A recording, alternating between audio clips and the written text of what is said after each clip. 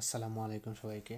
সিলেটের আকস্মিক বন্যা এবং আমরা সম্প্রতিকালে ভয়াবহ বন্যার মুখোমুখি হতে সিলেট বিভাগ সহ সিলেটের পার্শ্ববর্তী জেলা সুনামগঞ্জ এবং মৌলভীবাজার সহ আমরা অত্যন্ত অত্যন্ত কঠিন এবং নাজুক পরিস্থিতির মুখোমুখি হতে দেখেছি এবং এর পিছনে আসলে কী কারণ হতে পারে।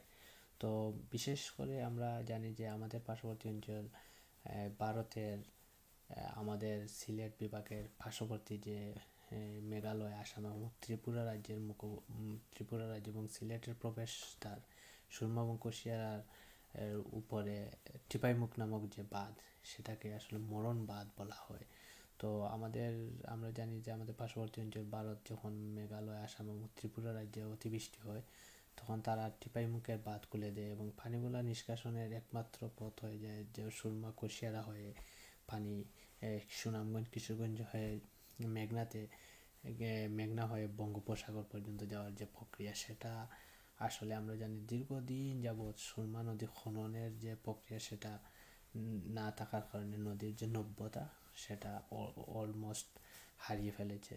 এবং এছাড়া হাওর নদী বিলের অবকাঠামো যে সমস্যা, পানি নিষ্কাশনের অপরিকল্পিত যে উন্নয়নের পিছনে দায়ী। এছাড়া আমরা জানি যে দ্বিতীয় বৃহত্তম নদী কুশিয়ারা, সেটাও অলমোস্ট ভরাট হয়ে গেছে, বিশেষ করে প্লাস্টিক বর্জ্য আবর্জনা ফেলার কারণে, এবং দখলদারিত্ব তো এর উপরে আছেই। তাছাড়া আমরা দেখেছি যে সিলেট শহরের বিভিন্ন শহরের জলাশয়, পুকুর, দিঘি ভরাট এর পিছনে একটি অত্যন্ত গুরুত্বপূর্ণ ভূমিকা, যেটি দখল হয়ে গেছে বা পানি নিষ্কাশন যে ব্যবস্থা, সেটা অত্যন্ত অপরিকল্পিত। এবং সিলেট শহরের ভিতরে ও মূলত এবং পার্শ্ববর্তী 25টি খাল আছে, যেগুলো মূলত মিলিত হয়েছে সুরমা এবং কুশিয়ারায়।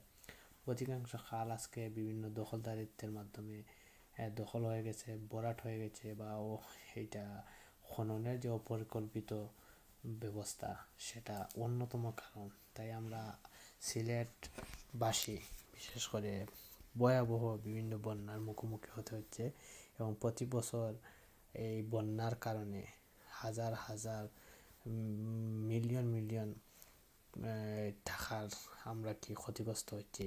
তো আমরা এর প্রতিকার হিসাবে আমাদের সরকারের এই পানি উন্নয়ন বোর্ড সহ পানি নিষ্কাশন, খনন প্রক্রিয়া, হাওর বাওর উন্নয়ন প্রক্রিয়া যেন পরিকল্পিত হয়ে থাকে, সেটা আমরা আশা করব এবং মানুষের কষ্টের